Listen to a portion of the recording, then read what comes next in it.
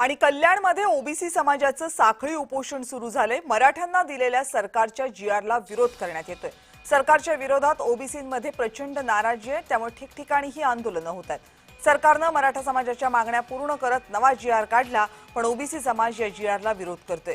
ओबीसींमधून मराठा समाजाला सरसकट आरक्षण देऊ नये, मराठा समाजाला कुणबी प्रमाणपत्र देण्यात येऊ नये या मागणीसाठी ओबीसींकडून आंदोलनं आणि उपोषणं करण्यात येत आहेत। तो त्यावेळेस जो उच्चवर्णीय मराठा समाज होता त्यांनी तो आरक्षण घेतलं नाही।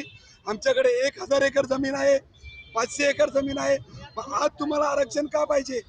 ओबीसी समाजामध्ये आरक्षणामध्ये कुठल्याही प्रकारचं घुसखोरी आम्ही करून देणार नाही, कारण की छत्रपती शाहू महाराज व भारतरत्न परमपूज्य डॉक्टर बाबासाहेब आंबेडकर यांच्या कष्टाने घामाने त्यांनी त्यावेळेस कायदे मंत्री पदाचा राजीनामा दिलाय।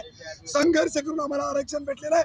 हे आरक्षणासाठी आमचा जीव गेला तरी चालत, आम्ही आरक्षण जाऊ देणार नाही। मराठा समाजाला आरक्षण देण्यासाठी हैदराबाद गॅजेटच्या नावाने काढलेला जीआर हा सरकारने रद्द करावा आणि ओबीसीला जे आरक्षण आहे ते आरक्षण कायम ठेवावं।